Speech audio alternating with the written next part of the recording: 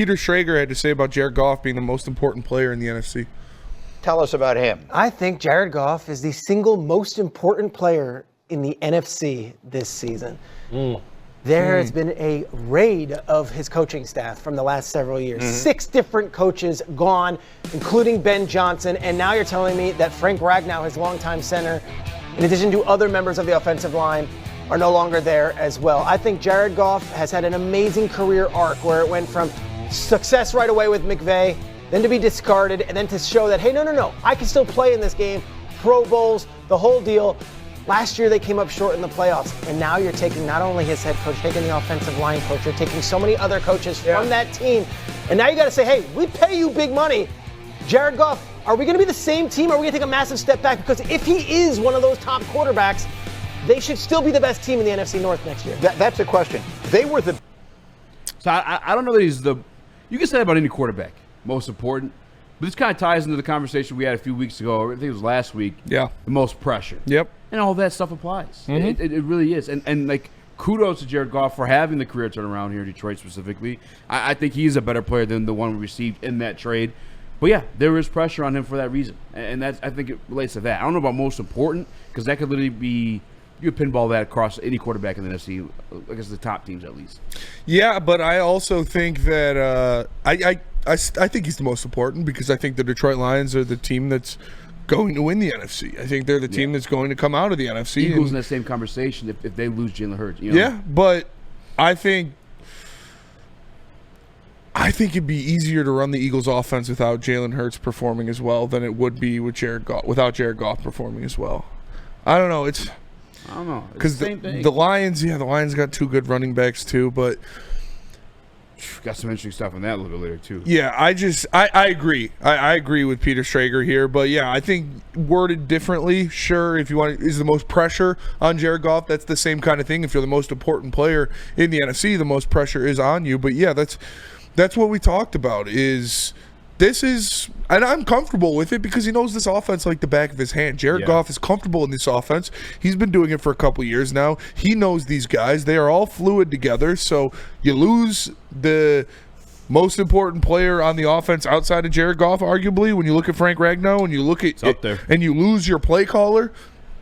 Yeah, it's tough. Where we don't have the top 5 offensive line to rely on anymore. He's going to be seeing quicker pressures. He's going to be seeing more free rushers because things are going to get confused on that offensive line at some point in this year, more likely than not, without Frank Ragnow. That's why I related to the pressure, too, because, like, you lose your play caller in Ben Johnson. You lose Frank Ragnow. Okay, for Frank Ragnow's situation, now it's you calling the protections. Now it's you locking in the offensive line, letting them know who the fuck's coming and who they got to take care of so you can do your job.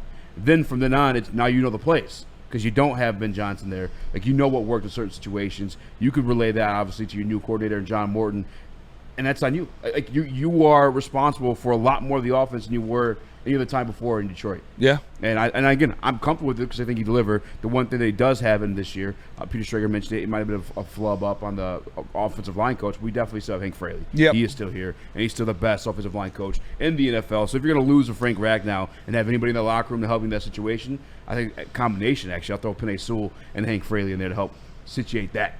Yeah, when you got guys, Hank Fraley's churning in and out guys like no offense, pause. Whoa. No, don't put those allegations on Frank. Like come on! Dan Skipper, Yodi Aosaka, all of these different guys that have gotten Christian Mahogany, a rookie coming in there, all of these guys that have gotten spot starts because of injury under Hank Fraley that have performed at a high level. So yeah, Goff is the master to the Lions universe this year.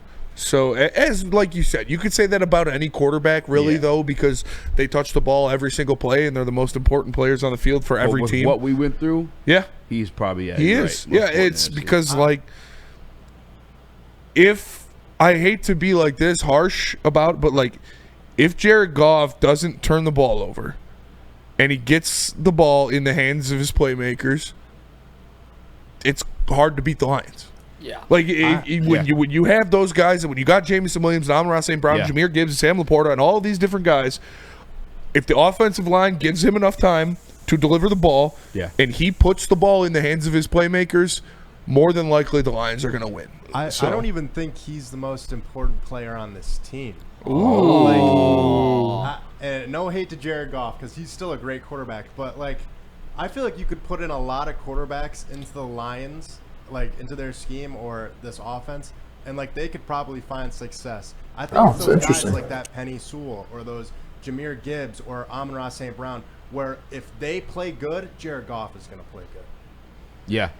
I mean, I think Penny would be the only other argument that I would hear out, to be honest with you, in terms of important players on the team, because we've missed an Amon-Ra St. Brown. There's still J-Mo, there's still Laporta, there's still Gibbs, still Montgomery. It's just Tim Patrick out there in there. The margin of error for a quarterback is so much higher or so much lower than any other position. What's playing That's bad? why I blame that playoff loss on was the turnovers. Yeah, what's playing bad for Amon-Ra St. Brown? He drops a couple balls. Mm-hmm. Playing bad for Jared Goff would be turning the ball over multiple times. Five times. So that's where it gets me, is the quarterback is the most important position. And I understand what you're saying, Skywalker, and it does make a lot of sense that those guys are more vital to Penny especially, because so much of that offense is sitting around him, getting out in front of these playmakers and do what they got to do. Penny Sewell is the engine of the Lions' vehicle. Mm-hmm. Jahmyr Gibbs is the gasoline of the Lions' vehicle. Jared Goff is the driver. Yeah. Driver can't crash that vehicle. So that's why I think he is the most important, and that's why there's pressure on him, because you're giving him the keys to a Ferrari with all those weapons, and you're just telling him, just drive it straight. Yeah, don't fucking crash. And more often than not, he does. More often than not, he's cruising 75, top down, feeling good with his beautiful wife. Yeah. But that one Jared time, Goff is a guy that stops at red lights and Grand Theft Auto. That one time you hit there safe. Yeah, that one time you hit a pothole, it just happened to be a deep one. That's a ridiculous. You're still getting to the mission point. You just, you're doing it safely. You're not, that's a not catching these stars. What do you think, Nick? That's a stray at Jared Goff. It's not a stray. Jared Goff is blowing the lights on. We had his receiver in Tuesday. Yeah. And he's like, look, Jared's a humble guy. He's gonna do what you gotta do to get done. Yeah. Yeah, I think I'm right there with Schrager, because at this point it's put up or shut up for Jared Goff, and he has revived this Detroit Lions franchise to places it's never been before. But we're not okay with just hanging around and being, I don't want to say the Buffalo Bills of the last 5 years and be getting there all the time. We got to get over that hump. I think you're going to see this season, MCDC is going to get a lot more involved in this offense. I think you're going to see a lot there. Everything he's learned from maybe Ben Johnson in the past and some twists that he wanted to throw on it that maybe he didn't. I think you're going to see some MCDC this year. But I think it would be a total failure, because even though you lost Frank Ragnow and your OC and DC, you still have all pros and Pro Bowl type talent loaded throughout this offense. You think about Saint, Sewell, Laporta, all have made an all-pro team. We all expect Gibbs to make an all-pro team next year. Yeah. You got Pro Bowl type guys like J-Mo, Demont. I don't know where Decker's at this late in his career, probably not, but offensively, I'm even speaking offensive. So I expect Jared Goff to get over the top this year, because it's not a question can he, he has to. He has to. Yeah. The Lions can't win a Super Bowl without Jared Goff performing at a high level. They can't. We've seen it before where you have with Jared Goff, we saw it, where you have a team full of studs and he didn't perform well and they couldn't win the Super Bowl. And I'm not putting all of it on him. I'm just saying that's what the position dictates. You have to perform well, or your team is probably going to lose, especially in the playoffs, because everything's in a vacuum. And you're not going to see all these blown coverages and wide open receivers in the playoffs. Shit tightens up. You're playing the best of the best, so you got to take them over the top. And I believe he's going to do it.